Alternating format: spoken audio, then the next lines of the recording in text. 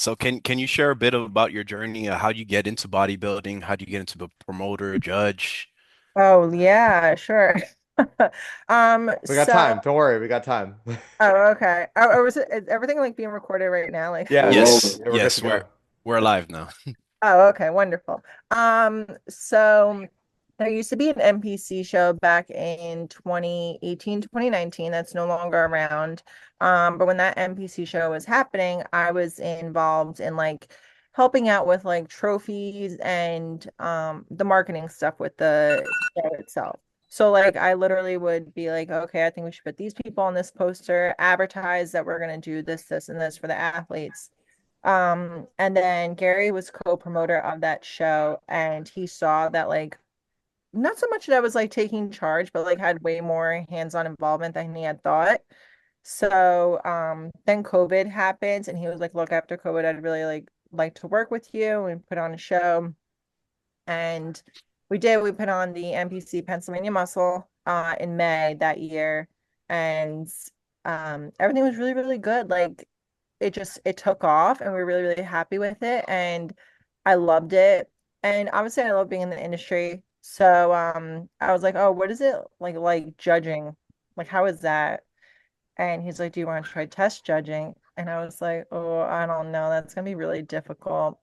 And he's like, well, you've been at this for a while. You may want to give it a shot. So I tried it and I actually fell more in love with that than actually competing. So I started doing more and more judging and that, and then just one thing after another, and the shows started taking off, and now I have three shows. So Wow, just like that. Well, so Nikki, when you judged me, was that like your second or third show? I mean, that was um 2020. That was actually no, you started in 2020, right? So yeah, so that was 2 years. So you competed in 2022 when I judged you, right? yeah, the Lehigh Valley. Yeah. Yeah, so that was 2 years into judging already. And we just had Simon on who won that show with his Hmm. now wife. They Yeah. won it together, so that was pretty cool. Yeah, it's so fun to watch everybody like excel in the sport, like especially all the people, which I'm sure you're on the journey yourself to like turn pro.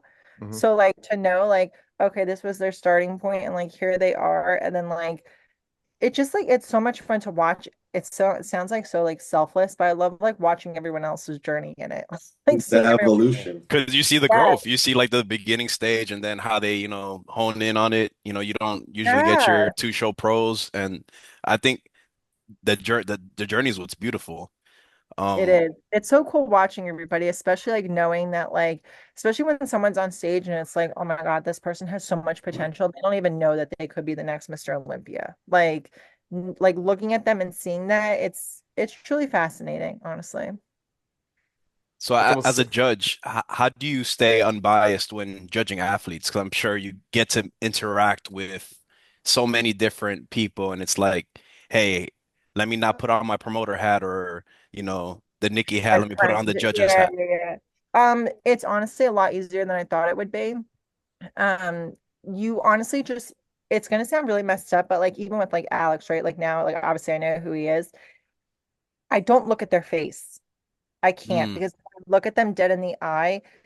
I'm like, okay, then like that's it. Like I know who they are. But when I just look at a body, you're able to like disassociate who they are. And like even when it comes to like looking at the full package, right? Because at the end of the day, someone's got to win, someone's got to lose. So you want this person to have the whole package when winning. Not even so much the overall, but even their class. Then it's like, okay, let me look them up and down, head to toe. Do they look like they fit men's physique or bodybuilding, bikini, whatever? They have the whole package. But I definitely disassociate, and I've seen people not like me because of it, and there's really not much I could do. oh, I mean, because you had a relationship with them and they didn't finish where they wanted to finish. not even so much like a relationship. Like I've had like teammates of mine, and they get upset about it, and I'm like, I'm sorry, but like whatever it was, like you were lacking back, or you didn't have enough shoulder, whatever it was. I'm like, I have to place you where you where you deserve to. belong. Yeah. Yeah, I can't like I would love to see you win. I wish everybody could win, but like I can't do that. Like you belong where you belong. But Is what it? better feedback than to get from a teammate and it be unbiased? Yeah. Oftentimes as friends, of course I'm gonna hype up my friends up, but when I'm wrong, like today I sent a video to Alex posing, and Alex is like, "Hey, look, do this," opposed to like, Yeah. "Hey, good job, man, good job," you know? Yeah. Yeah. I'm It's hard on I you. think it's no, you're good. I think it's like more like um I know it's gonna sound like crazy, but like I don't know if you guys know this, but like especially being from Jersey and being Italian, like my honesty sometimes is like too much. Where it's like we try to like back it up with a compliment. I'm like, look, you really, really got to grow your shoulders, like but you have a great back. But let's really focus on the those shoulders. You're very straightforward. Yeah, it's very straightforward. Depends on the athlete, right? Because like even when you coach athletes, like I'm sure like G's our coach now, so it's like judging or coaching based on their personality. So some people need that constructive criticism with the negative feedback, and some can just handle it straight on. Um, Yeah. I mean, what do you think about the argument that it's good to get in front of the same judges over and over again because they'll see the improvements they ask you to make, but from based on what you just said, you're not really looking at their face early on. So would you say there's any merit to that, or is that a little bit overrated right now in the sport? I wouldn't say so much it's overrated because even like me and Bill Sibilia have talked about this in length. So like yeah, we just associate like who you are as a person versus who you are as an athlete. But if that same body keeps returning to us over and over again, we do see the improvements or we see the lack of improvements. So it's like, okay, let's say you step on stage, right? And I'm like, wow, he made major changes since 2022. Like your eyes automatically go to that person because it remembers, oh, this is what they used to look like. Now this is what they look like. And it's not even so much like, okay, they look better than they did in 22, so let me place him better. Oh, they look better. Now let's see what he looks like against everybody else who's Mhm. still in the mix right now. So Right. how big does that go into your feedback? I guess for all the listeners that are competitors that don't go up to the judges and ask for the feedback and stuff. It's okay if you don't come up to us for feedback. We never take that personally. We just hope at the end of the day that your coach has, your best interest at heart, that they know what they're looking at. Because let me tell you, we've seen some coaches that are looking in this like magic mirror. Um, but Yeah. we hope that your coach obviously knows what they're doing. And um, if they want to come to us for feedback, great.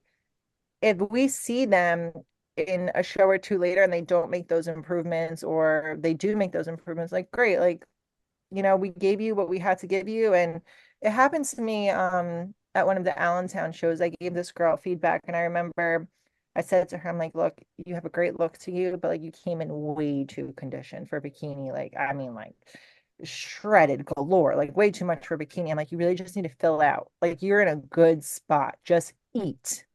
Like you're in a really good spot. Just eat and fill out, right? And I saw her 2 weeks later and she came in even more conditioned.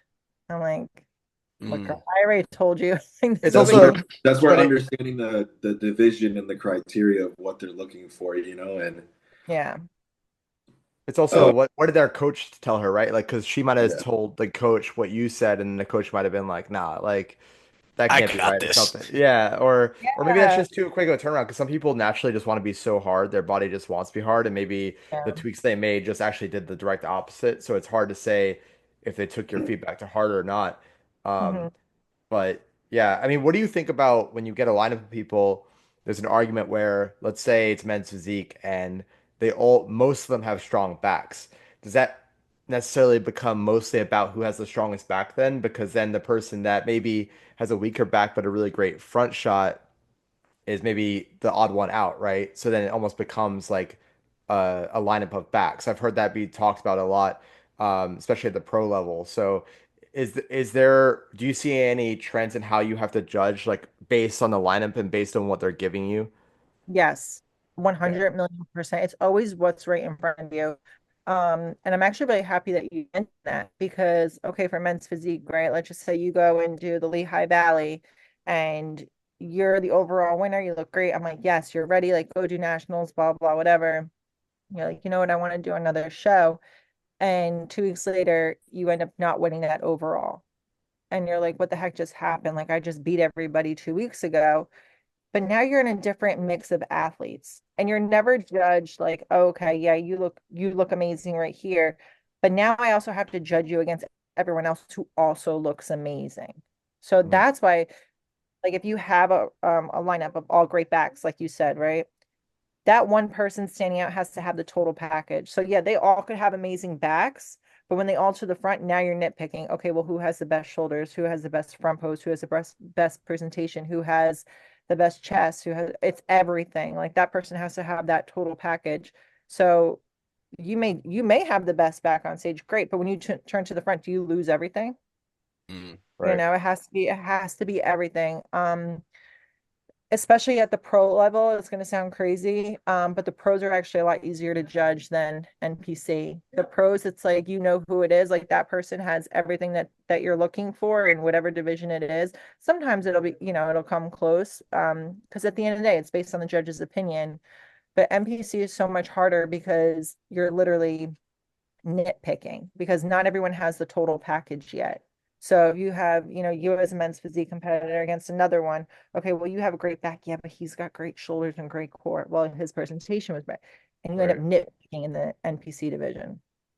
have you Right. ever had to break a tie? And what goes into that decision when it's just like that close?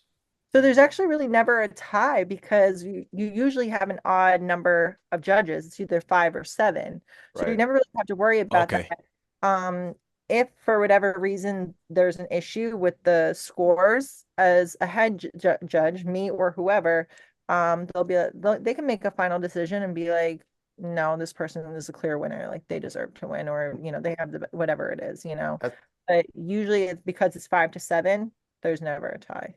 can you tell us Okay. a bit about, I mean, none of us we've seen the judges table and we know Mhm. you have some kind of rubric. Can you just walk, unless it's like unwritten spoken code that you guys have to keep secret, but how do you go about, because I'm looking at these shows and especially nowadays with They scored. how many athletes they are and how you guys efficiently go through that is really interesting to me. There's really no like rubric, I will say. So basically, like we literally have all of your guys' numbers. We have nobody's names. It's just numbers of, whatever number you Mhm. guys are. And it depends on the class. If there's 20 of you, we'll break it up into two groups and just be like, okay, let's look at this group and compare, and then let's look at this group and compare, and then you pull from that. Then that becomes your first call out. Um, Obviously smaller classes are a lot easier, but as if I'm head judging, you trust your side judges to be your second eye. So as much as like I'm focusing on everybody, sometimes they're focusing on one person, be like, you know what, she actually missed this person. Let me tell her that person on the diagonal, bring them in, let's compare them, Right. bring them in. But there's actually like no like rubric, I guess you could say. Like it's just more like who looks good, let's bring them out. Like, and if I'm missing somebody, tell me. Like that's what you trust each other. Like you want your side judges Mhm. to be your second pair of eyes to be, well, did you miss this because his back is huge, whatever it is. And what Right. goes into like the scoring card process, like for people who are just getting into the sport, and how are they being judged when they get on stage? So the scores are more, everyone always like is like fascinated that it's not like a high score. It's usually a low score that you Right. want. So when you have ones across the board, it basically means that like everybody gave you first place. First So like place. if Okay. yeah, so like if you have like Makes the sense. pro cards are like the best to look at for that, the pro score cards, because you'll have like it'll be like the number 3 or the number 5. And those are the judges that are basically like, okay, these 3 judges all said you belong in first place, so that means you got a 3. Or if it's like if you got a 5, all 5 judges said you got first place. That's what it means. So you want the low numbers. Does that But make sense? that's based off the placing, but they don't grade you also score wise, like is it conditioning, muscularity, I don't Yeah, know. it's everything. Yeah, it's posing, conditioning, muscularity, density, presentation, tan, if you're female, makeup, suit, all that kind of stuff. But there's no like, let's say you're number 5, right? There's no like, okay, Right. number 5, he gets, 1 point for his trunks and 2 points for this. It's more Right. like, okay, well, next to number 5, I'm gonna rate great back, but awful presentation or whatever it is. And then it's like, okay, now when he comes out in comparison, it's like, oh, I remember this one, this one, this one.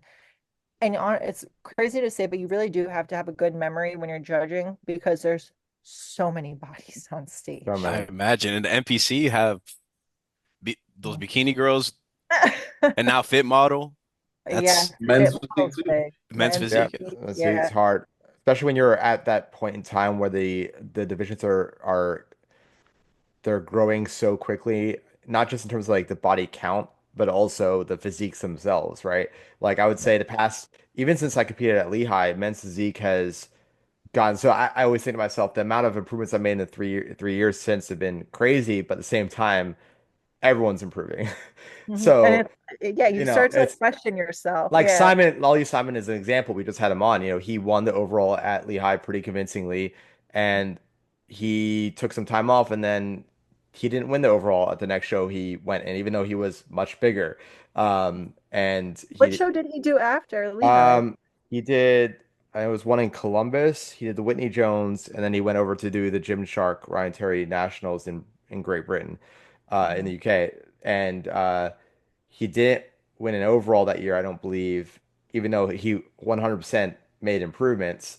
Yeah. I think now that he and I both took last year off, and he's coming back this year, and I think he's going to bring the same condition he brought to Lehigh, but with the new size he had. I think his problem is a little bit getting that same conditioning he had with the added size he had, and that just takes time.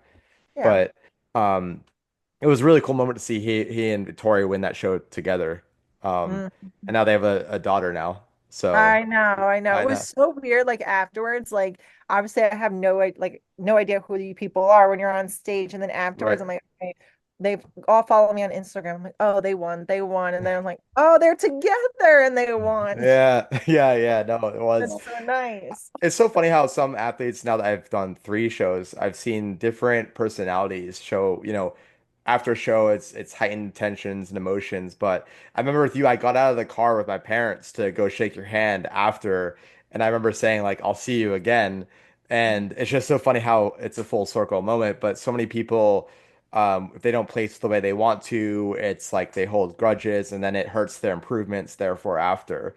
And, Yeah. and it's a shame. I know a lot of what we're trying to do in this podcast is highlight the right type of mindset for the sport. It's so Um, important. I I think that is super, super important. Like I try to tell people all the time, this sport is more mental than anything. Like yes, it sounds crazy, but it's super easy to go to the gym and follow a meal plan. To me, it's super easy. Like that's what you're in this for, right? But when you step on stage and you gave it your all, like in the gym, doing your cardio, doing your posing, following the stupid chicken and rice diet, like all this stuff, right? And Yeah. then to get second, third, fourth place, you're like, what did I do wrong? Well, why does she hate me? What did I do? And it's like at the end of the day, it's you versus you. Like you're always gonna critique yourself against other people, but did you make improvements to yourself? Then you already won.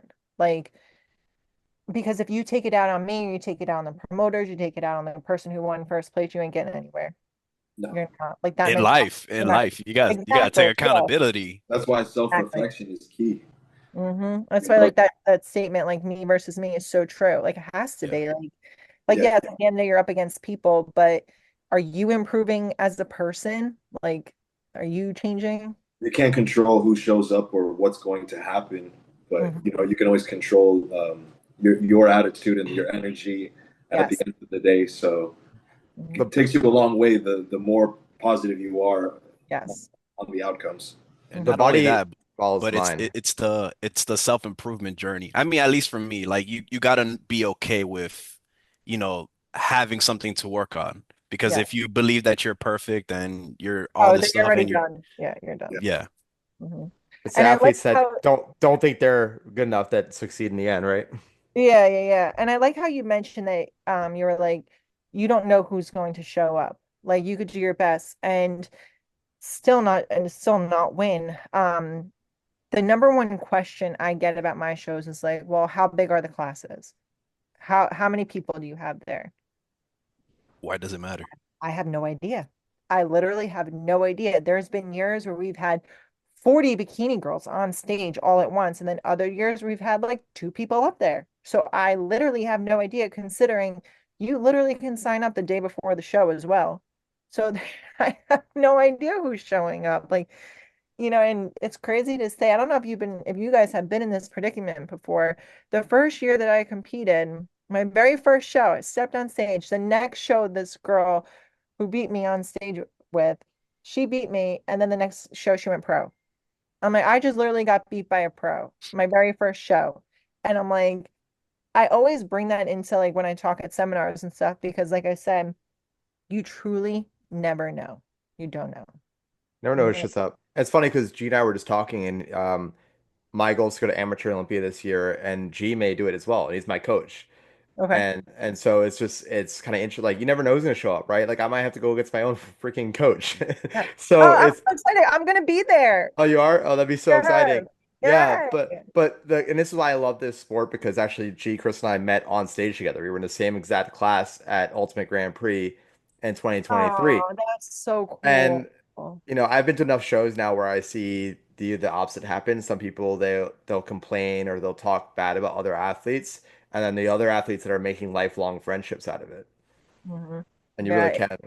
it can go either way. I mean, you guys are in a great spot right now, honestly. Like to be athletes and have that friendship and that camaraderie is great. Hold on to that because it's rare. And I was talking to Gary about this last week. I'm coming up on 10 years of being in the industry, and it's very rare to see good, long-lasting friendships come out of this. It is. So hold on to it, seriously. I mean, once you, I guess for me, once you adapt that mindset that you don't have to win everything, it's going to be your time eventually if you keep on going at it, you're going Yeah. to have your time eventually. So why not be able to root for your friends and stuff? And I get it's a competition when you go on stage. Mhm. Okay, like Alex and G might be competing against each other, but hey, we could still push each other to get to that stage, and then may the best man or woman win, Yeah. Gee, you know? just don't mess with my prep on purpose though. Nah, come on. Because wouldn't you like honestly like if you do go up in the same class, like wouldn't you want like your boy, if anything, your boy to beat you and get his card versus a total stranger Of anyway? course. Listen, He's gonna want me to pump him up in the back. I'm gonna want honestly, him to no, go. listen, if G won his pro card with me on stage with him, that would be the happiest thing I think I would have experienced in the sport. To be there Yeah. on stage when my coach wins his pro card, I don't give a flying if I don't end up winning that class. It's totally fine. I mean, and for me, that would be my first national show, right? So, and here's where in a sport, people are so torn about the mindset of believing in yourself, the balance between believing in yourself and then also being realistic. Because this sport is a bit of a science to it. So let's be real. Like, if you're 170 pounds and someone else is 190 pounds and you have the same level of conditioning, you're probably at a disadvantage. Now, you still have to look at them, but I think there's a lot of people that have that mindset of, oh, you're gonna get your card or you're gonna do well at nationals right away. You just don't know who shows up. There's too many variables. But Yeah. it is a hard balance to have, I do admit, like because you want to believe in yourself, right? But then there's the reality of the sport itself. Yeah, I definitely agree. I think that, if whoever wins, obviously whoever does well, um, it's a great thing that you guys can be there for each other at the end of the day. I've competed with friends in the beginning of my journey and we had a great time with it. Like no matter how we placed, we always celebrated at the very end. Like we would eat a bunch and just go Memories, celebrate. Yeah, we good made so moments. much memories. Yeah, especially because like not for nothing, like if you guys do amateur O together, you're in Las Vegas. Like I've never been, so I'm gonna enjoy it. you have to Awesome. enjoy it. You have to go Yeah. Nikki, crazy. I saw you at the a couple of years ago. I remember I ran into it. I run into you all the time since Illy High.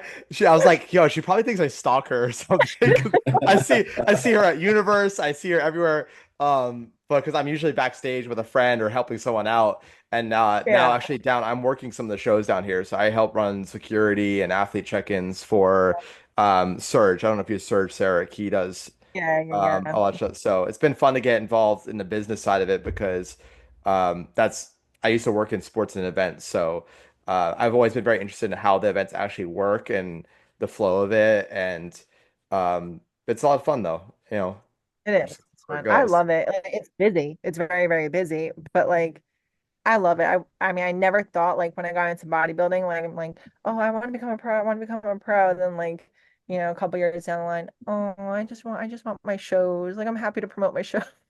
It's like you never know. You Are never you know where it's going. retired? Sorry, are you done competing? Like, what's the deal with that? I think you did the Arnold, right? The amateur Yeah, I Arnold. did the amateur Arnold in 2023. Um, I was told that was going to be my last show because I judge and promote. It causes too much of a conflict of interest. That makes So sense. that was my last chance, and I was close, but no card. Could you ever take a break from judging to say go on stage, or is it like a lifelong ban situation? I'm not banned from. Competing. Um, I mean, like getting on stage, like, is it like, hey, if you're not going to judge you here, that's fine. You can get back on stage, or, Yeah, yeah, they could. If I yeah. really wanted to, they definitely would. I know that one thing that wouldn't cause a conflict of interest is if I decided to go compete overseas. So Uh, like obviously I would love to compete in Italy, something like that, like to win my pro card over there would be amazing.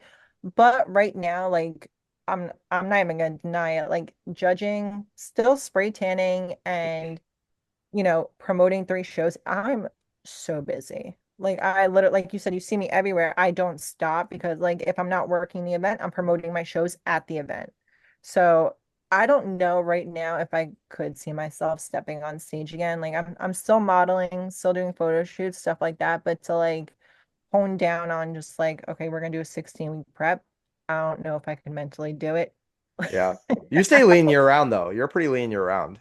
Yeah, thank you. Thank you. I appreciate that because I'm sure you guys know, like when you gain some weight, it's hard to like look at yourself in the mirror. And I'm like, well, if I'm not competing anymore, I need to be happy with how I look. So I like to stay small. My last coach before G, he had me on 6,000 calories a day. I got up to 210.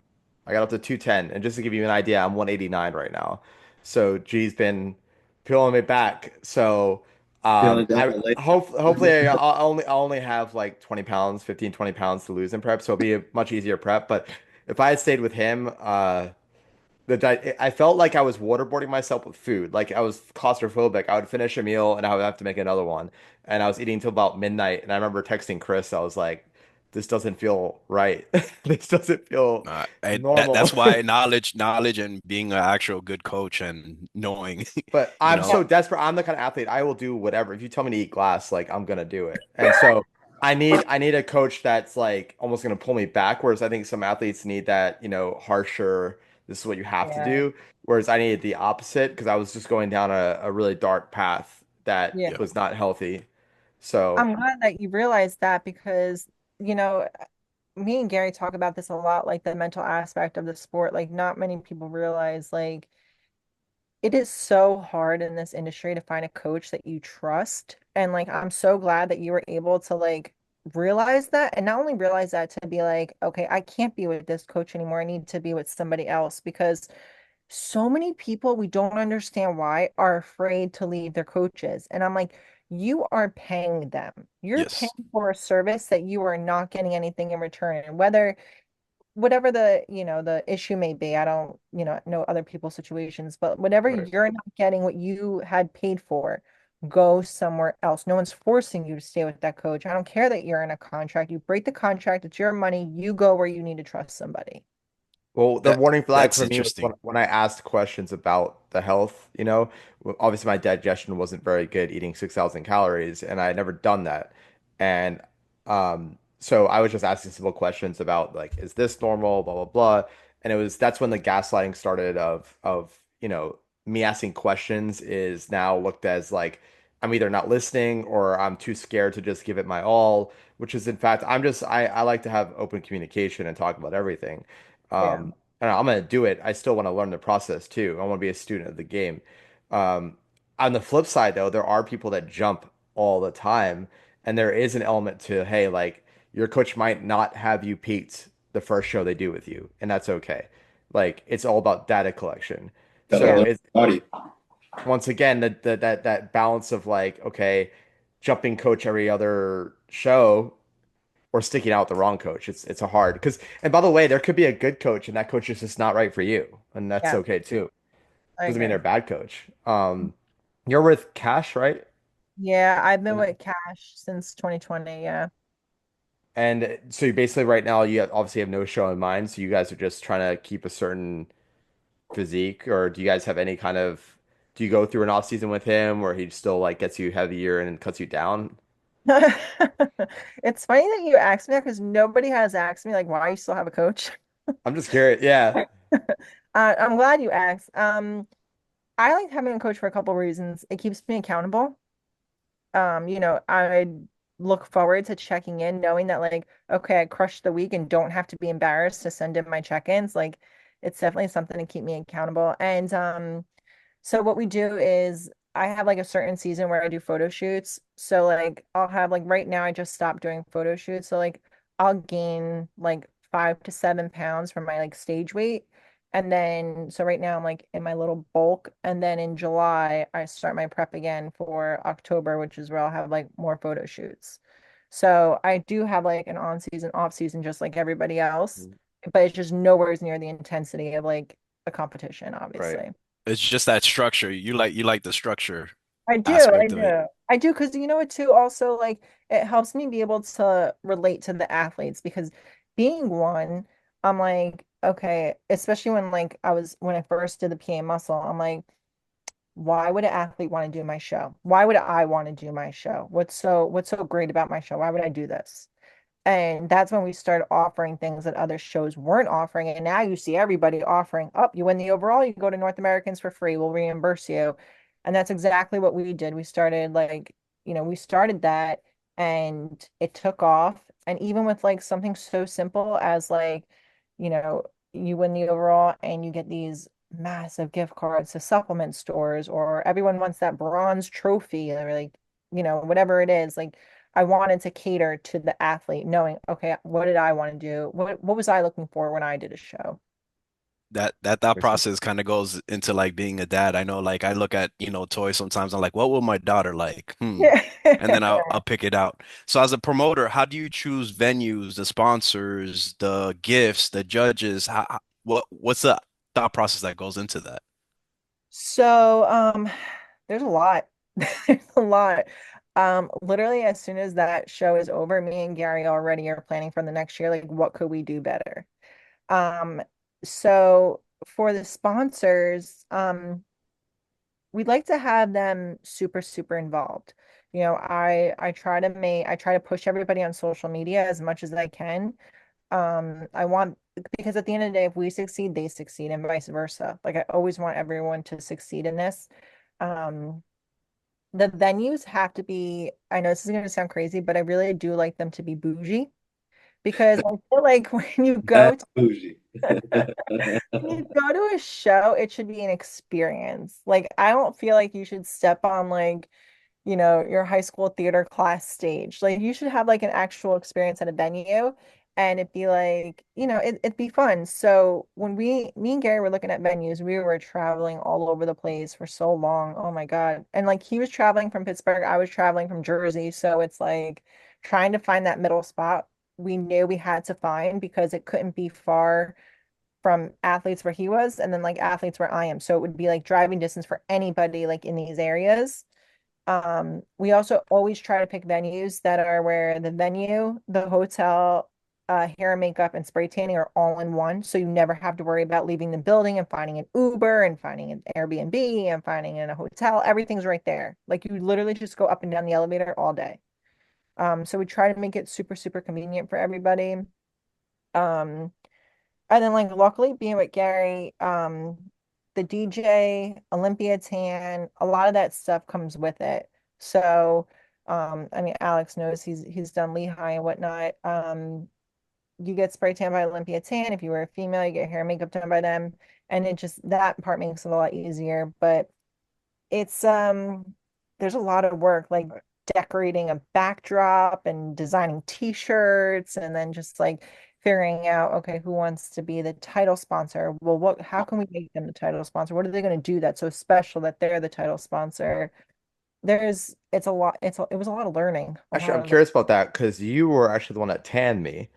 So I didn't know if that was like a conflict of interest, you being the head judge, because I remember I turned to the back and she told me that she was the or judging, and I just remember in my head, I'm like, I hope I look good right now. I'm gonna, this is my first ever show too, so I was like, oh God, you're like what the heck. yeah, What's yeah. going on here? Were they just low uh, staff? Because that was pretty early in the morning too. yeah, yeah, yeah. Oh yeah, Oh God, we start so early with spray What's your tanning. day? What's your day early? Like, how do you, when do you wake up as a promoter? The Like my show day normal day job or like a or the show. sh for show day, for show day. No day, I'm up at 4:30, 5 o'clock in the morning. But normally that's my normal time anyway, because I Oh, start okay. very, very early. This is my normal.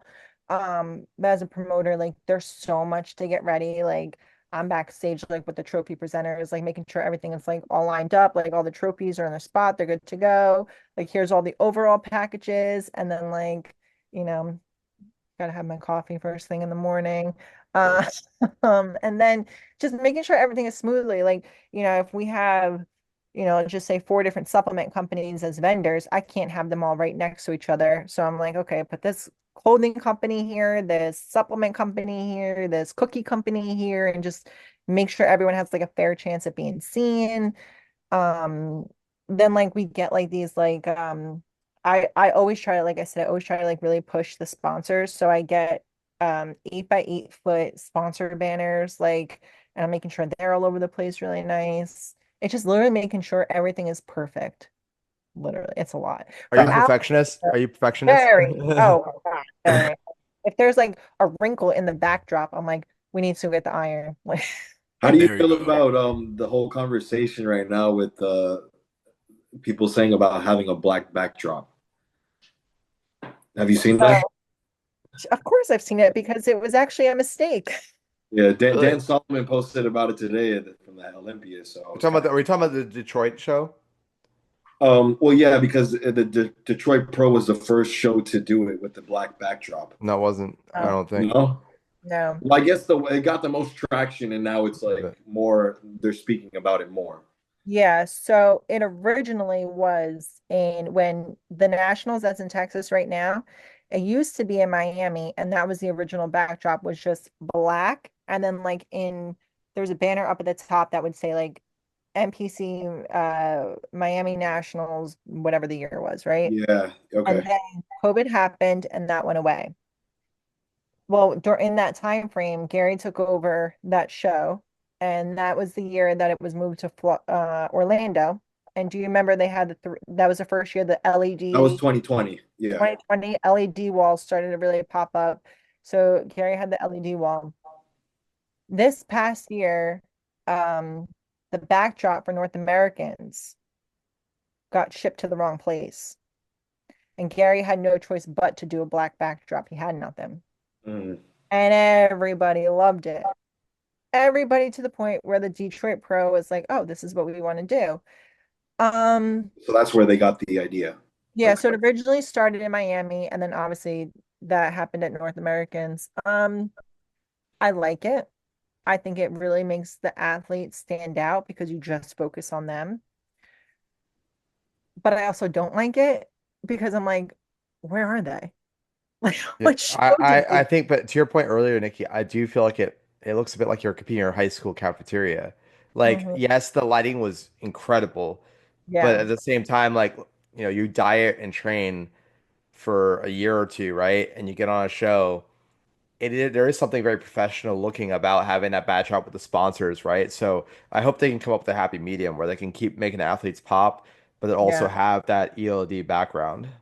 I also like the background too. Like, yeah, the athlete does pop with a black drop. I mean, a black backdrop, obviously, because that's all you see. But like, for instance, like I look in the back of you where your photos are right now, and I'm like, oh, that's this show, this show, this show. If Right. I look at the Detroit, I'm like, that could have been North It has American. personality. It's missing personality of the It show. Yeah. is. It is. And like, I think it's just, I like you said, it adds professionalism, I think. Every show has like a theme. It Yeah. does. And like every show usually has like a logo. So Mhm. like, you know, for my shows, like I look at like anytime somebody has like their IG picture, I already know. I'm like, oh, that's my show. Like I'm so glad they picked that, right? Because I Yeah. know my backdrop, like I know what it is. So when you have like a black background, what did they do? A photo shoot? I have no idea what Well, that is. it's gonna be really hard to promote shows. Like, imagine all shows are just black. Like, how are Yeah. you really gonna coerce athletes into coming to your show, right? Or Because they do pick, sponsors, or or sponsors themselves. Sponsors. it's because Yeah, it's the backdrop, and then it's also the trophy. Because like I know the Wasatch Warrior, right, gets a lot of street cred because everyone wants to win that hammer. yeah, So that's more of the pros, but there's got to be some kind of like you want to go to the amateur Arnold or the Olympia because you have the Olympia or Arnold branding and it makes it special. So yeah, no, I hear you on that. I think for the Detroit, they actually just raised the LED, so it was still there. It just Yeah, wasn't showing. Gilco had it up, so it wasn't showing in the videography. yeah. But again, yeah, Matt Grego looks good like that. But like other than that, I mean, it's just gonna look kind of less professional, I think, unless you have an Also, Olympian standing up too, there. if you don't know, if, like I know Matt personally, so like I look at that picture, I'm like, oh, that's in Detroit. He won that show. But Yeah. like, if I don't know somebody, I'm like, what the hell show is that? Like, where? By the way, What? Nikki, do you know Amaris from my class at Lehigh? He just won his first overall at Jay Cutler. He was 18 in my class. There was only three of us actually, I think, in the morning, and one was 46. I was 32, and Amaris was 18. So we had all the age groups. But it's interesting because slowly over time, like the athletes from Lehigh are starting to move up and get the overalls and stuff. So Good, hopefully good, I'll get good. mine this year. But I hope it's a bit of so. it's a bit of fraternity. We all kept in touch. You know, we were all pumping up back in stage. It's been 3 years already, and we all stay in touch online. So It's crazy how fa like when you said 3 years earlier, I'm like, oh my God, wasn't it just last year that I judged him like 3 years ago? Jesus Christ. Like Time it's flies. time flies. so fast. Like, this year we're promoting the PM muscle and we're trying to go big with it because it's the fifth year. And I'm like, whoa, like I feel like this is my first show all over again. Like 5 years of putting on shows is crazy to me. Crazy. Goes by fast. But yeah, no, he won the Jay Cutler Mhm. Classic in Boston, I believe it was. Yeah. I don't know if you remember him, but he looks really good. He's got a crazy taper. Um, and obviously he was 18 then, and now he's in his 20s, so it's starting to pop for him. But Have the picture of him at Lehigh. uh, I'd be curious to see like the he difference, you know? I hear, so this was Lehigh, so that was Simon we had on, oh, and this was Mars. I was not in this class. This was I forget which one this was, but yeah, it was. And then he went on straight to Universe after, and yeah. So, but he's by the way, he's a huge fan of the pod, so we're gonna have him on eventually. But that's yeah, so. no, it's a little fraternity. You know, we all stay in touch. Oh, And is he from Jersey also? yeah, I think he lives in New York somewhere, but he goes to Jersey a lot. Yeah. I'm gonna say yeah, he has the Achilles, the He back. uh he wants to do classic eventually, but for now he's gonna stick with physique. Mhm. But yeah, no, so it's yeah, small world. It is a small world. It is. But then we have so G you said you think August, October G, you come back? Your first For show? myself, Yeah. October. Yeah, so G he had a leg surgery in January. Mhm. So we've all just been kind of like pacing, figuring out the best time to come back, and then Chris has Chiseled coming up soon, and then Universe. So that'll be Chris's first national show. Oh, So okay. And what yeah. show you can do in October? Um, I'm thinking the first call outs and then amateur Olympia. Okay, okay. Yeah. That's exciting. Yeah. Yeah. Chris, if you can hang on to prep a little longer, you could do it with us. We'll all be in the same class again. Yeah, no, that's probably not gonna happen. I'll be honest. He's like, I want my crumble cookies. No, I want to eat my crumble cookies while watching you guys compete. What about that? Yeah. All right, He doesn't so want to compete with you guys. Nick, you were talking about mental health earlier. How has bodybuilding impacted your mental health and perspective on, how you look and both positively and negative sides? Positively, it's helped me a lot. It really has. I've learned it literally took me 2 years to figure out that you have to love your body at all its stages. Like I remember I'd be in an off season and gain like 15 pounds and hate the way I look and like, okay, I'm definitely just gonna wear a hoodie, a sweatshirt, sweatpants. Like I don't want anyone to like look at me because I look fat right now. And I look back and I'm like, what the hell was I thinking? Like, why was I look like a normal girl? Like, what was wrong with me? And looking back at those photos, I realized like it finally clicked in. It literally took 2 years for it to click that you really do need to love your body in all aspects of this. Because if you don't, why are you doing this? Why? Because you're chasing that plastic little card that says IFBB Pro. And what happens after that? You're not going to gain weight after that. You're going to gain weight. Like you can't stay like that forever. You need to enjoy every single part of the process. Um, so I learned that. I learned that I have to enjoy gaining a little bit of weight because it also brings you back to life. Um, food is energy. You need it. So you gotta you gotta enjoy it. Um, Negatively, it has me, I'm much harder on myself now. I think I'm harder on myself now than I was even when I was competing because when you're competing, there's always that show in mind, like, oh, I'm getting ready for, amateur. Oh, I have to look this good. I have to do this. I have to do that. Where now it's like, I'll be in a photo shoot. They could, I could angle myself the right way, pull my, you know, underwear up a little higher, make my waist look smaller. But so now I'm like, okay, in bodybuilding, I was so, so, so, so hard on myself. And now I'm even harder on myself because I don't have that anymore. I don't have that show to look forward to. I'm just like, okay, push yourself. Like you have to do this for you. Like, don't worry about what anyone else says. You have to be happy with how you look. So I was dieting, obviously around March, and everyone's like, oh, she's competing again. She's competing again. She's competing. I'm like, no, I'm really not, but it felt so good to hear that. And it like reinforced that like, oh, I actually do look like I'm okay.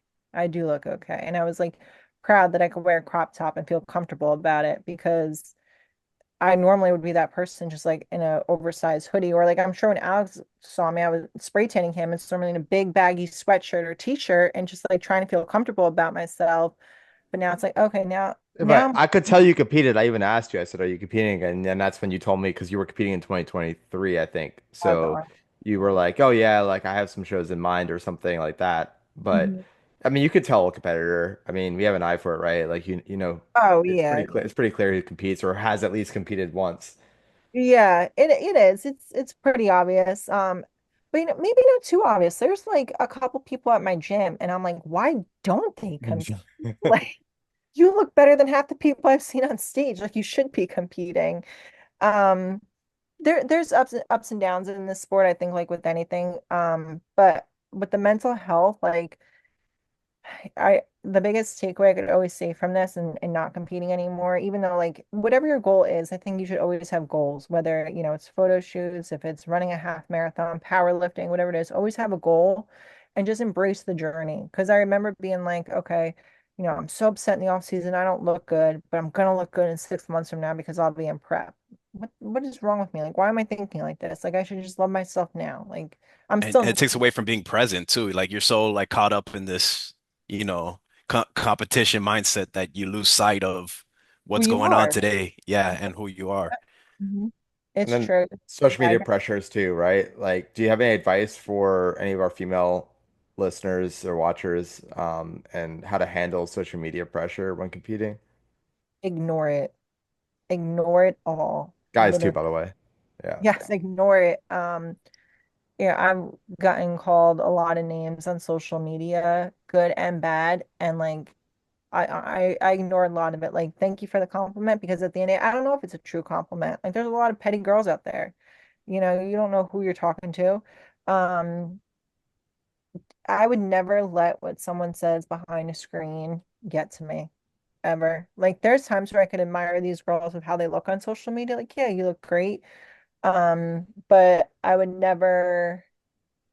never let anyone says ever get to me.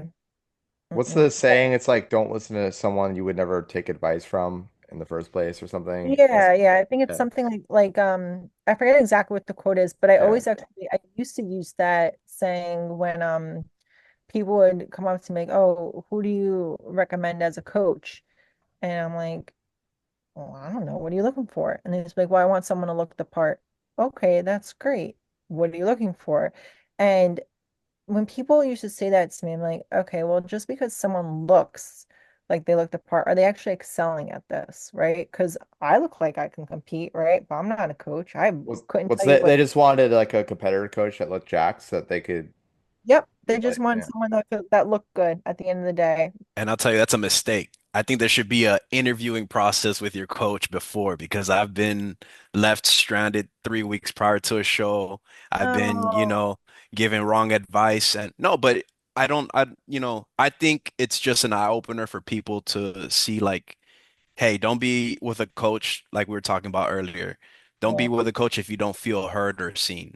yes. If they're not Mhm. addressing your problems, if they're not addressing, the questions that you may have, then it just shows that their knowledge is not maybe all that there. And they're wrapped up in the enamor of social media and showing, hey, I'm a coach. Look, my client did this. Well, it's so hard. You have the mental aspect of on social media, you see a ton of Olympians in your feed, right? And then it's already hard to compare your physique as an NPC amateur to an Olympian, top in the world. Then imagine if one of them is your actual coach. And now that's where like how do you defend from the gaslighting, right? Like you're now taking advice from someone that you've admired, and then you have to set that aside and be able to differentiate, the feelings of, oh, I want to look like that physique, so I should take orders from them, or maybe that's not even the right route. Like they could have gotten that physique from a lot of different ways. Mhm. Top 20, huh? That's a top 20 mindset. Yeah. Yeah, it really is. That's a that's right. I'm sorry, I'm sorry, I'm sorry.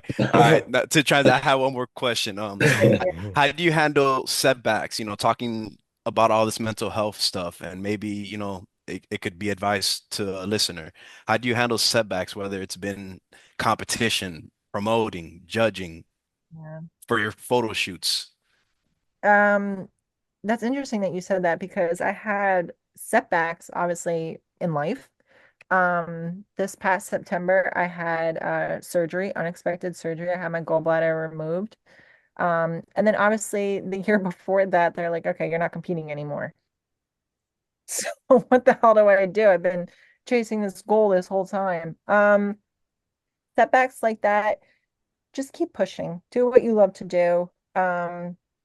Like we said, mental is a huge part of this sport. So I always say have a goal in mind, like I said earlier, whether it's, powerlifting, competing, whatever it is, always have a goal. So you have a setback today. Oh no, I had surgery. Okay, well, I need to recover this 6 to 8 weeks. I can't lose sight of this goal because when this happens, I'm pushing, 120%. Like I need to move it. Um, I would definitely use that setback as motivation. Use it. So, whatever happened, my boyfriend broke up with me, whatever it is. Okay, well, now I'm gonna look 20 times hotter than when he saw me last. Oh, You breakups are a good one. are. Yeah, just use it as motivation, whatever it is.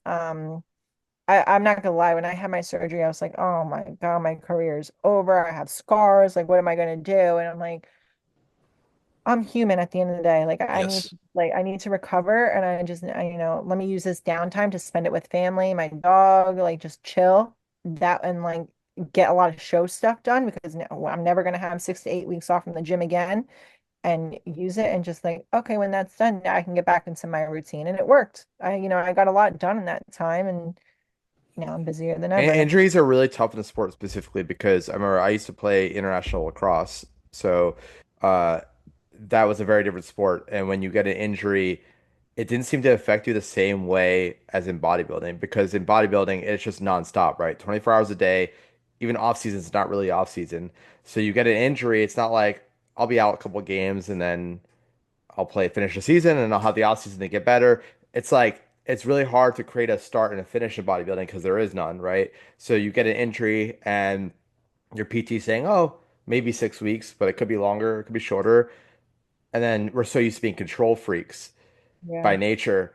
I think it's really hard. And that I think going back to like the right kind of coach, like I have a really bad back. So when my back is acting up and my herniated discs are bothering me and giving me nerve pain, like G's not making me feel bad about it. He's just saying that's fine. Like here's what we're gonna do to adjust. And by putting your mind at ease, your body actually starts to relax as well. Those Yes. cortisol levels. Yes, Right. because we all know stress is a huge factor in this. Huge. Yeah. That's why, like, if you do have it set back, like you have to use it as motivation because if you let it bring you down, it's going to be 10 times harder to crawl back out of it. So use it as motivation, like, okay, when this happens, like I'm getting back to it. Like my PT says I can't be back in 6 to 8 weeks, whatever it is. Okay, well, when this happens, this is what I'm doing. Make a game plan. Like you like utilize that. And I think that like this sport can really make you mentally tough. It can, or it could drag you down a really dark place. Like I think the strongest do survive in this. I do. It's a lot. Are Well, you that pretty? that that just shows with everything that you're doing that you develop some type of, like mental fortitude to be able to be a promoter, to be a judge and balance all these things. So it just shows if you apply what you learn in bodybuilding into real life, it could really translate into success. It can, Like, it really can. You're gonna have along the way, I will say, like I said before, I've had people on the internet say bad things about me, good things about me.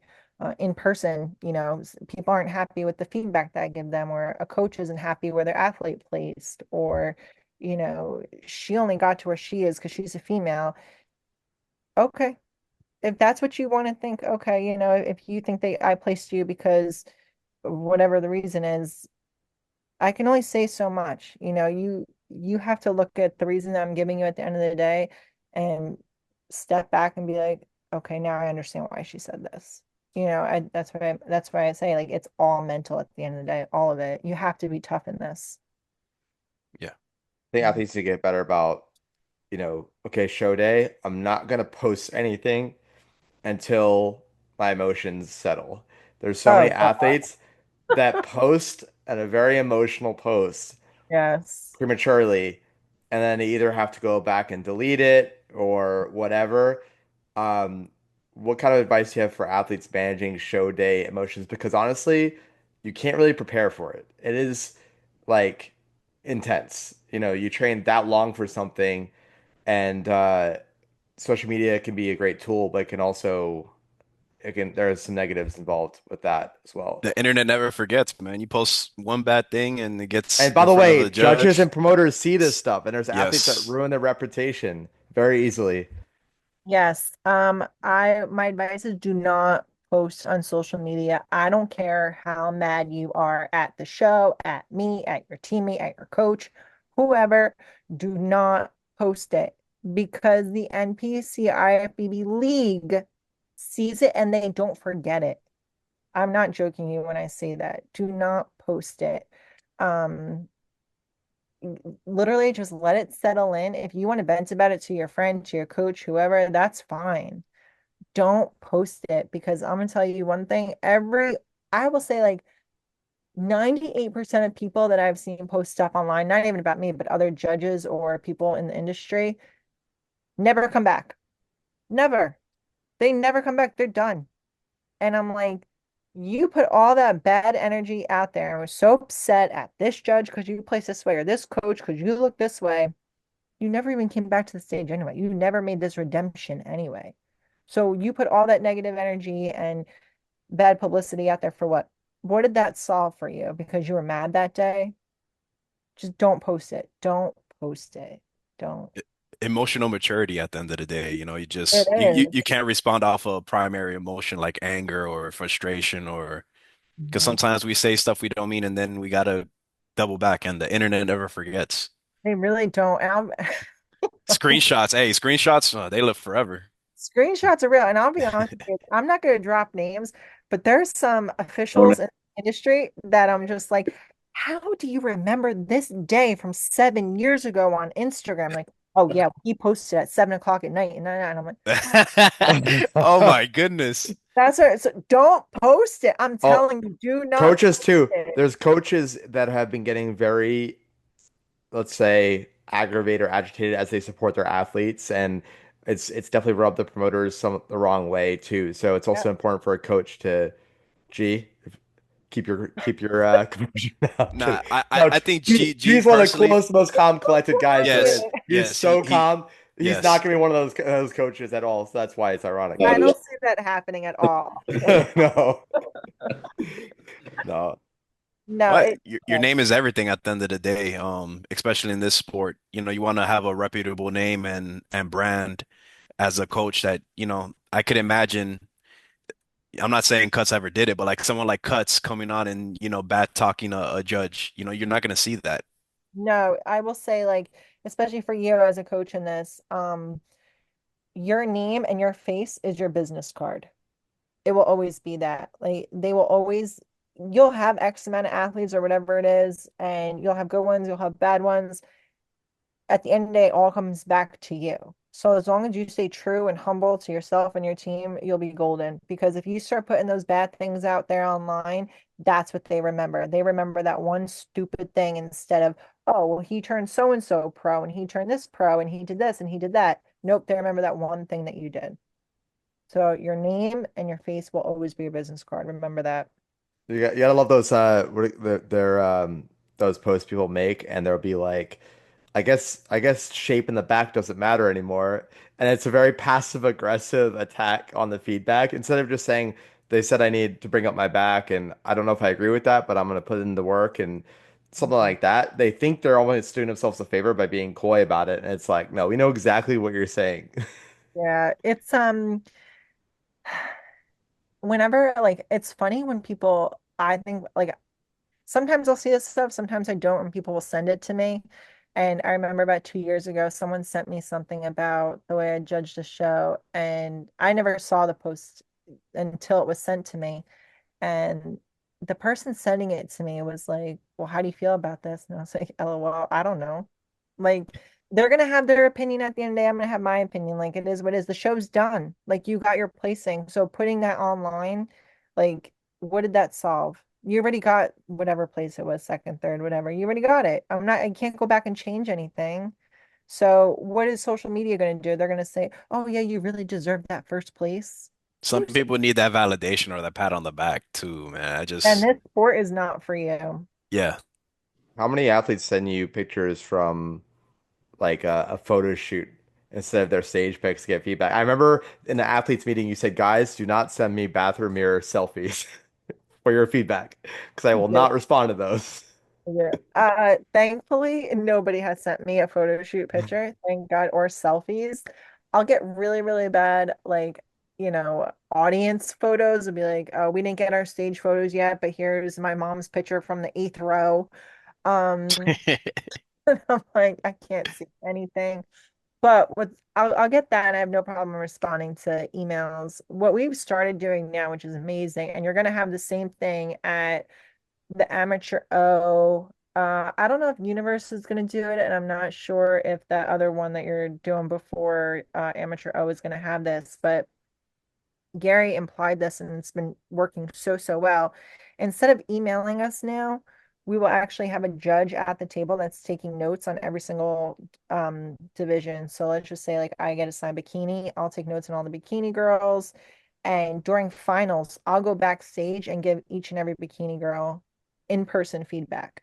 So That's really good. there's I, no I like more, that. yeah, there's no more Practice. waiting, or there's no more like, "Oh, okay, I have to send her these photos and hopefully she responds in a certain amount of time." Because if you're doing that warm-up show before amateur O, and let's just say your feedback would be conditioning, you wouldn't know until a week or so goes by Right. waiting for stage photos from the original show. So now it's like boom, you do that show, go right backstage, and it's like you have your feedback. Okay, now I have to just come in tighter for amateur O. Also, emails get lost in translation too. Like I didn't even get my feedback from Lehigh, but it's totally fine because I need to improve anywhere. It was my first show, so I was like, it doesn't really matter. I know where I need to improve, but it's hard, right? You guys get emails. Sometimes they go to spam. Sometimes I like do. it's not Mhm. your fault. It's just the nature of the beast, right? Whereas if you're spot checking on site, like, oh, here are the people we actually spoke to, that's on them. Then I mean, Yes. it's in person, so The good thing about in person too, right? So you're gonna do amateur O, and it's either Bill or Becky that will go right backstage and be like, okay, well, you need to do this, but you look great here, whatever the case may be with your feedback. The reason why it's so great is because it's right that they just saw you. They literally just saw you. They know exactly what you need to do. But also it's up to you guys. So at Nationals this past year, Bill and Tyler were backstage and they literally told everyone we're gonna be backstage giving feedback. Come up to us, we'll give you your feedback, right? So many people emailed me and they were like, oh, I never got my feedback. I never got my feedback. They were right there. all of finals right there. They made the announcement. They were giving in-person feedback. I'm like, how do you miss this? Like you literally, you have the vice president of the NPC Especially Tyler. Yeah, I imagine like you would right want there. that firsthand. You know, it's interesting that you said that too, because some people are so afraid to get that real feedback from him that they actually will avoid him. Uh, that's people that are afraid of They're criticism. afraid. They're They, afraid. They're afraid. yeah. No, tell me that I need to get bigger or my shoulders or something. I need to know like, okay, do I change my work, my split to more shoulders and less this and that? Okay. Exactly. Yeah, I would want that. I'm like, okay, like I don't know if you guys were competing at the time, but like the big show to do when I was coming up was the Pittsburgh Championships. Like that was the show to do. And I remember, okay, all I need to do, I really want to get in front of Sandy. I really want to get in front of Bill, Steve, like these are people I need to get in front of. And I wanted that real feedback. Like it's great that I got all this other feedback from Lehigh and UPC, but now what are these other top level judges saying? That's what you want. You want that in-person feedback. We had Steve at UGP, and man, he works you. He will.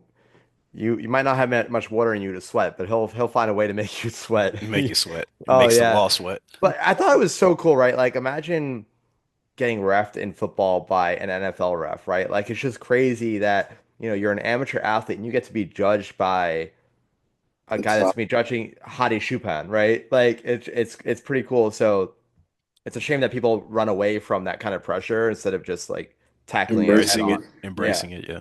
I agree. I think people should definitely embrace it. And okay, so I have a question for you guys then, because now that you mentioned Steve doing this, would you rather, when you're on stage, be worked to death in that lineup, sweating, him pushing you guys, working you through the rounds galore, or would you step on stage, do your thing, and walk off? What do you Uh, prefer? I'd me, rather pose. go ahead, G. Yeah, I'd rather pose. Like I find as I keep posing, I get better too. Okay. Okay. So that's just a preference for me. You just build more confidence the longer you're on stage too, and plus you put in all the work. A lot of the shows are very rushed. Hmm. Depending on the amount of athletes. So I feel like that time on stage, like to really showcase all your hard work over those months is, primitive. So Yeah. Okay. Yeah, And, I would say the same. Go ahead, and Trisha. that pain is temporary. I mean that you're on there on stage like my coach said. Yeah. You're working months, years to step on stage and why not embrace that moment? Because I do feel like some shows are rushed. So you're like, okay, man, I just paid all this money to be on stage for 11 seconds. The thing is, Yeah, I would rather be worked because that tells me that they're taking it seriously and they're really, really looking. And whatever placing I get is warranted by, it might still be subjective, yes, but they really put everything they could. If it's really quick, I mean, unless you're that much farther ahead than everyone else and it's like a no-brainer, like you want to feel like you're worked and like you earned it too. So I Yeah. had fun. I enjoyed it. That's the last time I'll do open and novice in the same day. I think I'm just gonna focus on open now just because I think my mindset at the beginning was I just want to get several shows under my belt, get that stage experience, get the posing down, all the controllables. You see so many people that step on them for the first time and they might even actually look pretty good, but they have no idea what they're doing posing wise. And it's like there's free content everywhere. And I know some people want to wait till they feel like they're absolutely ready, but like you never know. Like you could take 3 years to get ready for your first ever show, and that's a show that two or three hitters show up at, and then it messes with your head, right? Because you thought you were so ready. So I've always been a big proponent and just get that experience, do it right out of the way. So Yeah. I don't.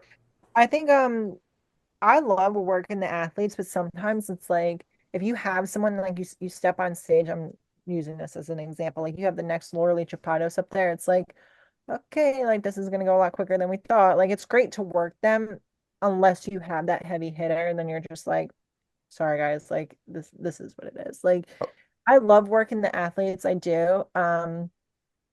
I love also seeing afterwards, like people writing about it and being like, oh my God, they pushed us so hard. We were up there forever. And I'm like, good. Like you got your moment to shine. Like this is what you worked for. Were You they should be happy. complaining? You mean they're complaining about it? No, never. I've never seen anyone really complain about it. Like, I'm happy that they're enjoying that moment being up there. Like, they're like, oh, they were really pushing us. And I like when, as judges, when we're just like, well, I think they deserve second. Well, I think they deserve third. Well, I think second. Okay, let's do this. Let's do that. And like see where everyone should be. It becomes more fun that way instead of just being like, okay, it's clear as day. It's this person belongs here and this person belongs here when you guys actually have to fight for it.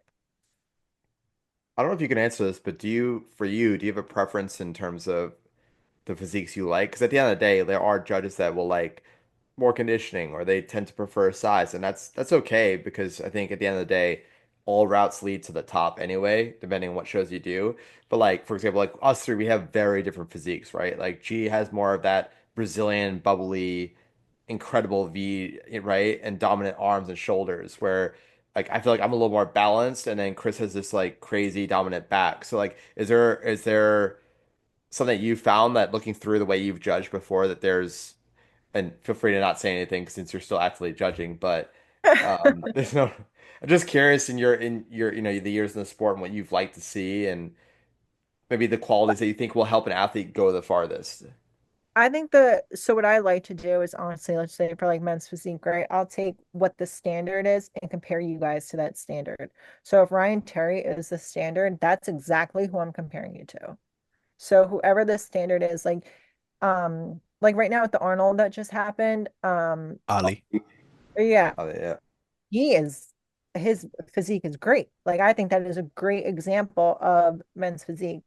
I don't know if you guys saw Wellness at the Arnold. It was Yes. Eduardo who won. Eduardo, yeah. Eduardo, yeah. We've never seen a physique like that ever. Like she was flawless from top to bottom. Flawless. And to me, if she brought that look to the O, she would have been the Right. champion that day. So for wellness, I actually look at her over Issa.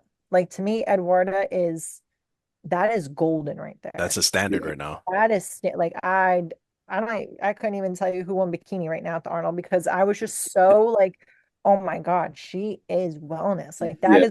that is She what killed that show. she killed it. That is what you need to look like as wellness.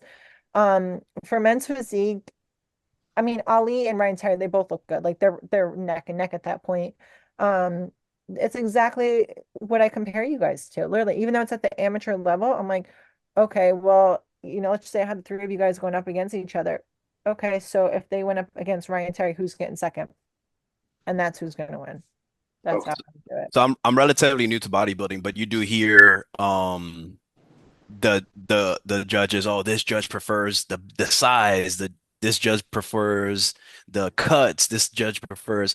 So like hearing all that noise, it's good to hear that judges do have a standard that they go by, you They know. do. We have to because, you know, that's why what makes us I cannot be biased in this because like so I have to cut off your guys' heads because I have to compare your body to the standard because literally as like myself looking at bikini what I love in bikini is not what the standard is. Like I wish bikini was harder and more conditioned, but that's not bikini. Like I wish it was, but it's not. So it's like, okay, if Laura Lee is the standard, then I have to find that balance of what that is on stage. Question about, so you're saying like you cut off the faces, like just Yeah. um does it ever come into play like as far as like a facial like aesthetic the way you come onto stage, like the appeal you give on stage, like whether it's the way you look or the way you smile, does that ever take into account with the way you judge everything else in the physique? Yes. So let's just say like let's say I have everybody in the positions that I want them in, right? 1 through 5. Right. Now I'm like, okay, let me look if they're groomed, if they're put together. And the same thing with the females. Is their hair done? Do they have makeup on? Are they put Mm. together? So like facially, do they look the part? Like if you look at Ryan Terry, Ali, Ebanks, not that like I'm not saying this in a bad way or good way or whatever, but they look the part. Like they look Yes. like men's physique. They are clean, they're shaven, they're like, they look men's physique. You look at um Derek Lunsford, Hadi Chupon, who has a beard, right? But Derek is very clean shaven. They look a certain part. They're not up there looking scruffy. So I should Right. shave, even if I'm Yes, yes, nice and yes. clean, nice and clean. Still shave. Exactly. Like everything has to like fit that part. Females and men, like you just have to have that That's really overall. interesting because and I've asked that a few times because I usually keep it maybe even shorter than this on stage, and they said as long as it's groomed and it looks like you play it, it's fine. But you're basically saying no, just like go completely No, no, clean no. shave. If you want facial hair, have facial hair. Just keep it clean. Like keep it clean. Right, Like you just like yeah. that. Yeah. You don't want to Okay. go up scruffy It's hard looking. for me, right? Because like I have more of a Persian Middle Eastern look, so it depends on like obviously Ali pulls off both, I feel like, but I know Ebanks did like a very high like a very small like goatee almost, I think at the Arnold. You couldn't really Yeah. see it, but it is actually a very hot debate on like the stuff outside of your physique, what you should be doing. Some people look good with long hair. It just as long as Yeah. it's I think yeah, it has to, you have to have a look at the end of the day, right? So like for example, Ali has a full head of beautiful hair, right? Like yeah. it's very like clean, Yes. Hmm. brushed, put together. And then Ebanks has no hair. Doesn't mean to say like, oh, because he has hair, he's gonna win. And Ryan Terry has a full head of hair also. Like it just, you have to have a certain look. Like there's girls all the time, like, well, do you prefer beachy waves, straight hair, curls? What looks best on you? Do you pull this off? And the best way to do it, honestly, and if you don't know, let's just say for the stage, right? For amateur, oh, you're like, oh, I don't know if I should keep this beard or not. Show your picture to your friends, your coach, and in board shorts and be like, what do you like best? What do you guys think? Like I don't know, I might send it to you. You could send it to me. I get questions like that all the I literally my emails like full of girls like, oh, does this bikini color work for me? Does this bikini color work for me? Even guys with trunks, because the color of trunks matter. I do.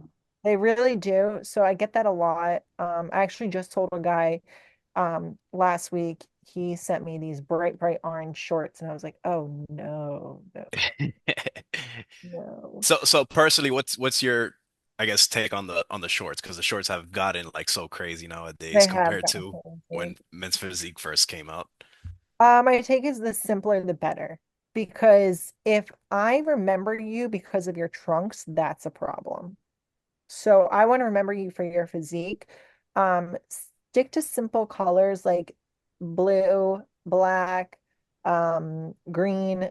If you have to, white is even okay if it's towards the bottom because you really don't want to mess up the tan too much. Have your tan on the white part of it, but keep it simple. Like I don't know why like guys feel like they need to go crazy with the trunks. Like you don't want to be remembered for that. You really That's on the don't. backdrop too, right? Like the one Yeah. I was wearing white on the backdrop was like a teal white beachy theme, so it kind of worked. But I've also heard that apparently black shorts make a better taper. But I don't know because I feel like with the white shirts it actually makes your tan pop even more. So it's like I can see pros to both. So the black, if you're going to do black or white, try to do black on the waistline because that helps your waist look smaller, right? Black makes everybody look slimming. Keep black on the waistline. If you want white in there, keep it towards the bottom to pop with your tan.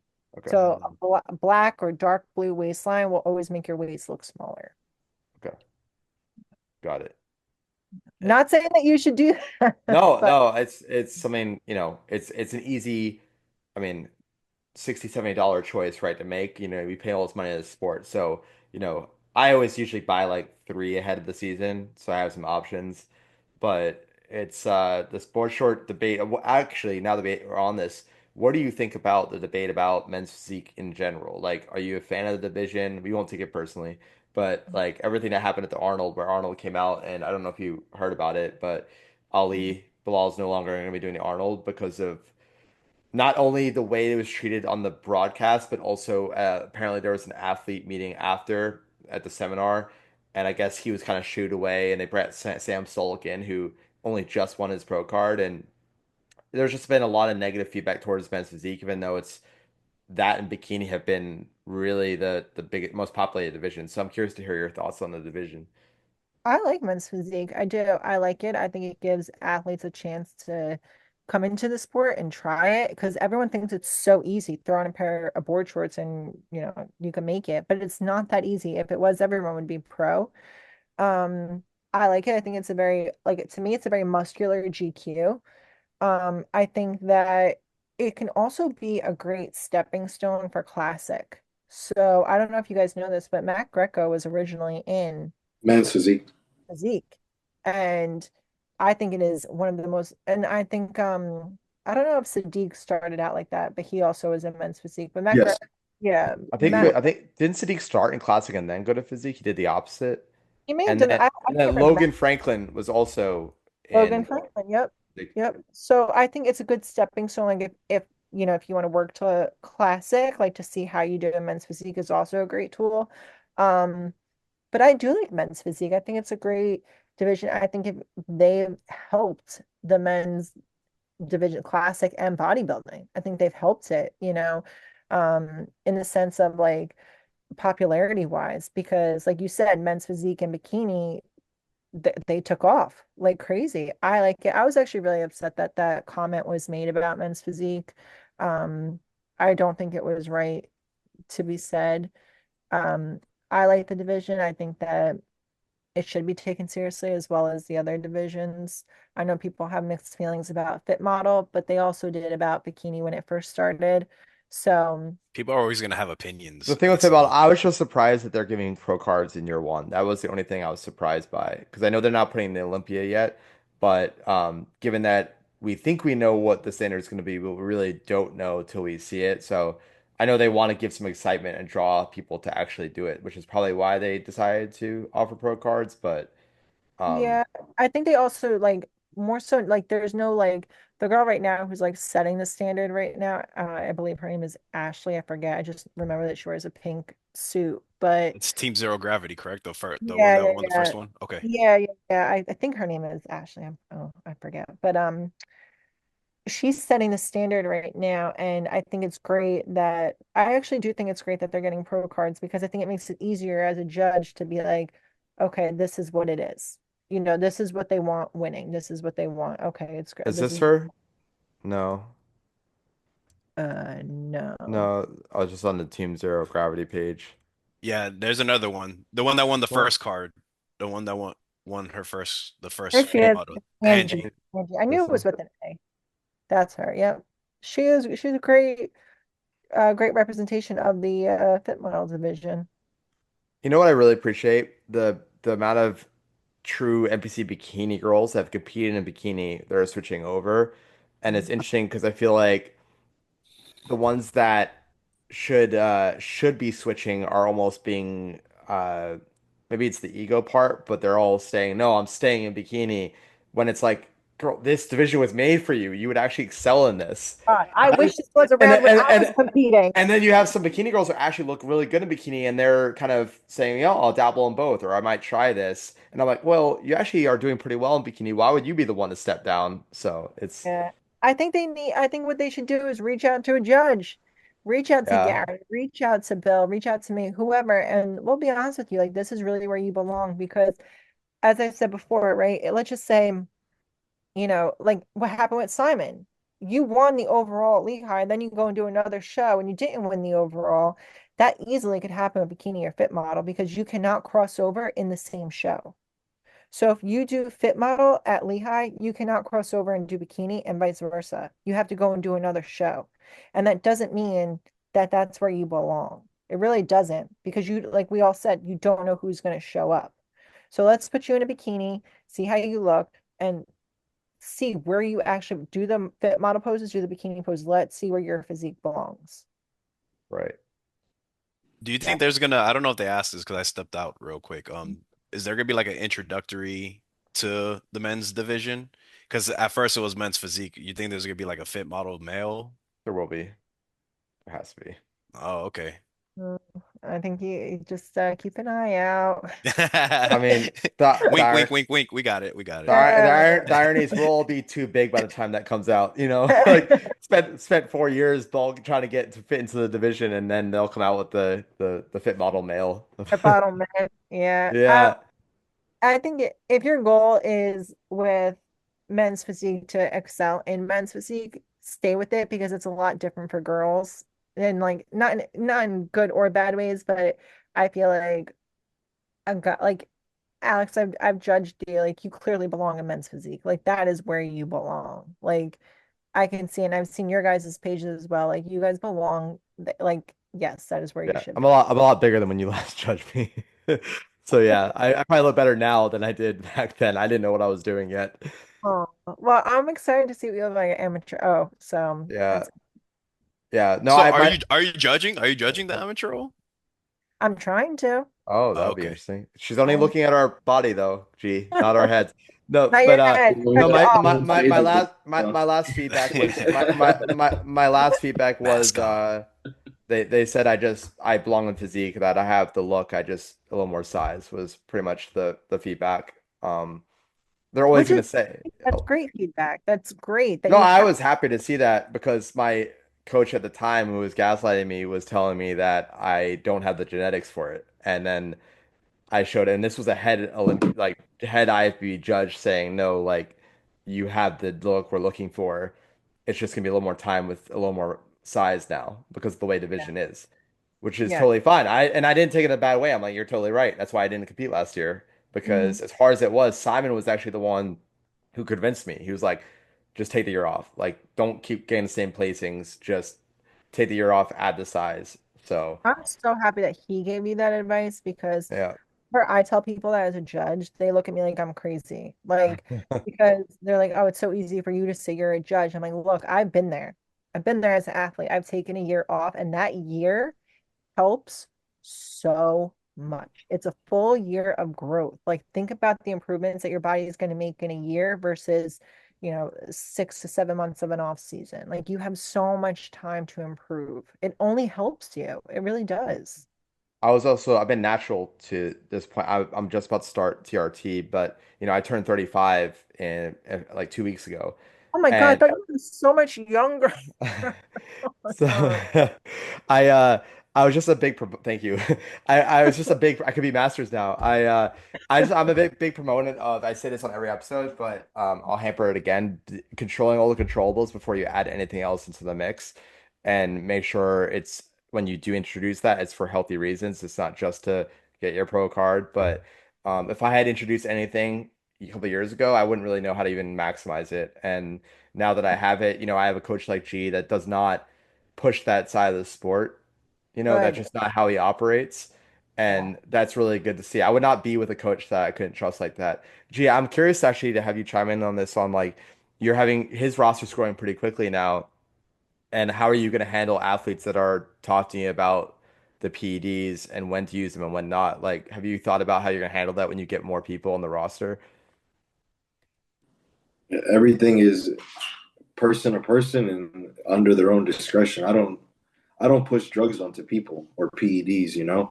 I start everything the natural way first, training, cardio, your vitamins, your regular supplements, and if they inquire about PEDs or they're willing to do something, I only recommend things that I've done before or things that I personally have experience with. Other than that, I don't, if there's something crazy that they're asking me for, I say this is the safest way you can do it, and it's under your own discretion in doing it because I don't want to be liable for people at the end of the day. People they take things to the next level. Whether you tell them to do a little bit of this, they'll do a lot. And then you never know where it's gonna go. So I rather get people right mentally first with the training, food, nutrition, cardio, and the basics. The And the let me caveat off that real quick. Yeah. For G, like I being one of his first athletes, just transitioning to him, I could say that he was very pragmatic with his approach. And he taught me like the seriousness of the nutrition, of training. And believe it or not, training is probably the key component that a lot of people are missing. The biggest, yeah. Yeah, you can't supplement bad habits for, Yeah. just gear because you're just gonna run yourself to the ground. And if you're mentally not stable, adding hormones and adding all these other external factors, that's when you get in the dark spot. That's when you get in the dark hole. And just because you take more stuff doesn't mean you get better or faster Yep. results. Yep. There's a It's not diminishing the returns eventually, you know? Yep. I will never say PEDs are the answer. But I also love your approach with the honesty. Like if they want to do more or take X, Y, and Z that you haven't dealt with yourself, then this is not the right coach for you. Because there's so many coaches that will be like, okay, well, we can learn together. Like, No, I'm not a Well, science there's experiment. there's coaches yeah, that there's coaches that don't accept athletes unless they're taking something, and it's like Yeah. that's really unfortunate. One, and then two, That's a red that's flag, though. you're yes, also yeah, missing out on you're probably getting the wrong athletes then too. I think a lot of the top athletes are using less than the athletes that are not doing so well are using more. And then what happens? You have all these. Or another thing is with social media, you have 18 to 22-year-olds that are now coming out with these crazy physiques, and it's like, what happens when you pretty much peak at 23? What's the answer for the next 10 years of your competitive career? Right? Just more drugs. So it is a shame when they implement it so early. Um, the only reason why I decided to go on TRT was because my T was so drastically low. It was affecting a lot of aspects of my life, my concentration, irritability, right? And so I thought of it as more of like a bonus to bodybuilding than anything. I wasn't doing it for bodybuilding. It's going to be helpful for bodybuilding, but that's not why I'm doing it. yeah. Well, like, and also too, like, obviously, I'm not saying that you're old by any means, but like as we get older, it drops naturally anyway. And like, Exactly. there's some people that I know that don't even bodybuild that are on TRT because as a male and get older, those levels drop. So they have to take it to have that energy back in their life and just like feel like a dude again. Function, yeah, Yeah, function. But exactly. but That's like why now getting that I blood have work it, is important, though. yeah, You it's gotta you like gotta be on top of even for exactly. females. I just saw a video on Instagram that Holly Berry is like on small doses of TRT, and it helps Oh her, yeah, I saw that. get That was regulated. crazy. I was I like, didn't oh see that. wow, I didn't even know that. But as I, long as it's controlled and you're monitoring your blood, yeah, yeah. Less is more, right? invest in Uh, yourself. Learn how to That's important. pose first. Please, people, pose. Learn how to present yourself before you worry about the drugs. In training. Oh my And And the goodness. training. training, and the training. Work Like learn. hard. Hire a coach or a trainer. Yes, yes, yes. And you know what's so interesting too is that so me and Gary just had two seminars, one in Delaware and one in Maryland, were free to athletes, right? And I'm always so amazed at the people that are on stage that can't pose and don't show up to the seminars because I'm always like, you people need it the most. Like, why weren't we are giving you free advice here? Like, you are never going to have this opportunity. Why aren't you taking advantage of this? Like, you need to practice. Or Okay, YouTube. so as a judge now, this is important. Mhm. How big does posing go into it? Because now, if I have all the size in the world, because this happened to me one show, and I couldn't pose my back correctly, and my like one trap was popping out and the other trap was disappeared, and they kept on moving me around because I felt like they wanted me to give an opportunity to Open like up. pose open up, but it wasn't happening. Yeah. You, Well, that's why posing is so important, right? So let's just say you do have this big, beautiful back and muscular back. You have to showcase that. Like I can't look at you and be like, yeah, he's got a great back, but he's just not opening up. I don't know that. Like you have to be able to pose to showcase your best strengths to us. So if you're, a lot of guys with the back pose and men's physique, they always seem newbies, always seem to pinch their scapulas together. That's like their thing. And I know it can be difficult to learn how to, not pinch them together, just open up and literally just like all you're doing is Flare sitting, your lats. Yeah. yes, sitting your arms on your lats. It's not like you're riding a freaking Harley. Just sit your arms on your lats and they just overcomplicate it and like they need to hire, even if it's not their nutrition coach, but some type of posing coach or somebody to show them this is how you do it because you need to showcase this on stage. If you can't showcase this, how can we pick you? Yeah. got And I'm blessed in the team that I have because both G and Alex are a plethora of knowledge when it comes to, the posing. Because I don't have the eye for it, and I'm just learning to get that eye for it now because they're like, okay, look out for this, put your hand here, do that, do Yeah. this, and it's just those cues that help me and actually, practicing because I didn't know how But big Chris, posing. you're humble. You had a brain injury which affected his balance, right? So last year we had to like really work with him on knowing where to position his body because he would be in the wrong position and not even know it. And so I give him a lot of credit for being able to stick with it. And now he's finally, I did tell him, I was like, it's going to be about a year before you don't feel like a fish out of water. Like that's what it is for all of us. Yeah, But but as long as you keep practicing and like clearly you have the right guidance and support by you, utilize that. Like literally, whatever they're saying, and it looks, they telling you, oh, this looks good when you do this and when you do that, utilize the crap out of that because they want you to succeed at the end of the day. Yes. So utilize them as much okay, as you what do you think about the transition towards men's physique, right? Like, because they until you're at the Olympia or a pro level where you get 30 seconds, right? We're pretty rushed, right? And they say 10, 15 seconds, it's really like 8 seconds. You turn to your back and they're like, all right, next name. can. Um, do you do you hope to see more of like men's physique being able to showcase like because some of the transitions look really cool and it allows the athletes to add their flavor. Like, have you as judges talked about this or how we can manage the number of athletes on stage but still give the athletes a chance to showcase their physique a little more? So with men's physique, what you want to do is it's kind of crazy to say, but you can have crazy cool transitions. Um, Actually, with any division, take your time in your routine. Just take your time. Even if they call the other name, finish your routine. Like don't just stop and walk off. Finish your routine. Interesting. Okay. Always finish it. Even if that other person is like slowly creeping up, finish your routine. Finish it. You paid for that spot. You're gonna finish it. Um, with men's physique and bikini and outfit model, we always say keep it simple because you can add your crazy cool transitions to it and whatnot, but the simpler that you keep it, the less we get to look at your weaknesses, The less you're judging, yeah. the less we're judging. So if you're on there, you showcase that amazing front pose, and then you turn to the back and showcase that you can really open it up and hit that back pose and come right back to the front, do your front pose again and sign off, you're golden. Like you want to keep it simple. Like I said, do your transitions the way you want to do them. Just don't overcomplicate everything. The other thing too, I think that things also get rushed because if the MC sees that the athlete is rushing, then that's when they start to say the name. So like, Uh, especially with like true novice and novice, people seem to get very, very nervous. So that's when they kind of like speed things up a little bit. Um, we notice that like they're afraid to be up there, or like you'll see them like Stage start, fright, yeah. yeah, they're nervous, they're shaking and whatnot. So it's like, okay, like they almost like, well, we feel bad. Like let's try to keep it moving here.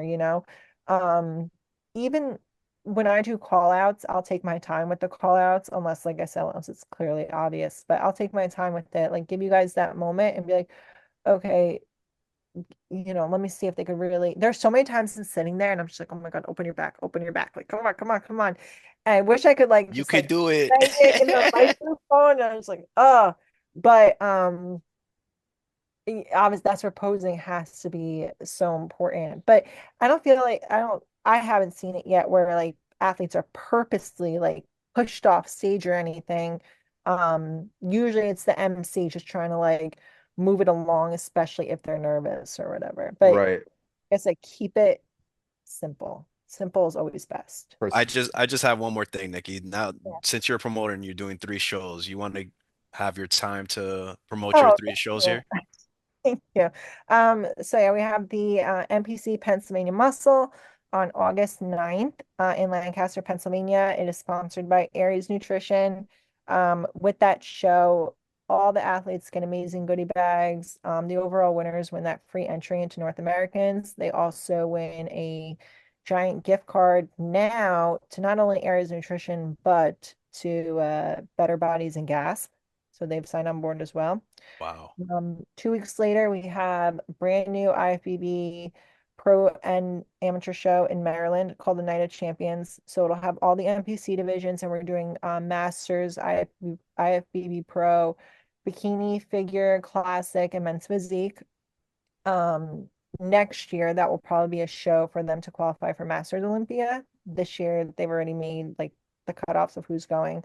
But for Night of Champions, that will be August 23rd in Towson, Maryland. And what's cool about that show is literally if you do any of the men's division for that, you are 4 to 5 days away from North Americans. So we also pay for your overall entry into that show. So if you're already in peak week and need that qualifier, like that is the show for you. You're right there. You're already Yeah. in peak Just week. finish the journey. You only got a Roll couple more days. literally roll right into it. Um, and this with both shows, same thing as I said before, you never have to leave the venue at all. The tanning, hair and makeup, the check-ins, the show, everything is all in one building. You never have to worry about Ubers leaving, weather, anything like that.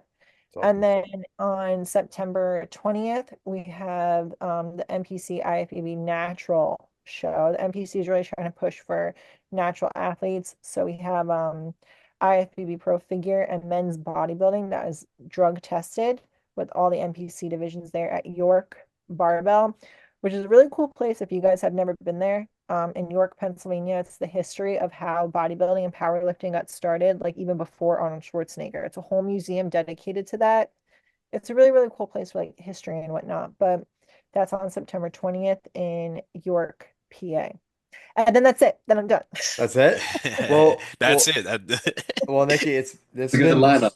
this has been really help. This has been really it's been a knowledgeable conversation. A lot of takeaways.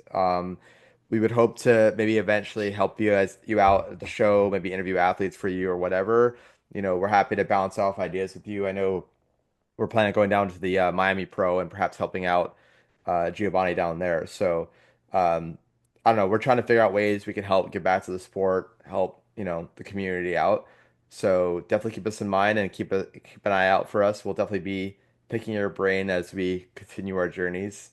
As you said that, my brain already started rolling. I'm like, okay, maybe I could have them at this show and do the interview. Da, da, da. I'm like already started Yeah, like at Yeah, it. yeah. So, You have my so number the now. we're idea ready. would be to give the perspective because we usually see the winners get, interviewed. But what about the fourth or fifth place? Don't see, Let's you get see the that. losers. Don't see the Yeah. losers. No, no, no, no, no, no. I wasn't gonna say the losers, but the ones who didn't win the show. Yeah, yeah, Uh, yeah. it because they put so much into the experience at the family, all that stuff matters. And I'm big on the support system. I'm big on, overcoming that adversity and even just pushing on the Yeah. athletes. Hey, do another show. Just because you got fourth place here doesn't mean that you're gonna get not Yeah. get first place next time. Yeah, You yeah. know. Or eventually probably maybe want to help out with live streams, like help commentary or whatever it is. Obviously we're in the sport, so we can speak the lingo, right? And but yeah, no, I'm sure you guys are going to be growing eventually, and we're going to be giving back down here. So especially in Maryland's not too far from us. We're all in Florida, but my family's still in Connecticut, so I will be in Jersey here and there. Okay. Um, I'm gonna definitely keep that in mind because, like I said, my brain's already like, okay, maybe we could do this, this, and this. So well, let's take doing a that. quick pick for the gram here. Gee, taking up the whole darn screen. Also too, for all three of you, don't be afraid to reach out as your preps get closer. I literally tell everybody that I see, don't be afraid to, whether it's email or DM me or Gary, we're always happy to give feedback, even if you think it's a stupid question, whatever it is. Don't be afraid to ask. We No, want we you.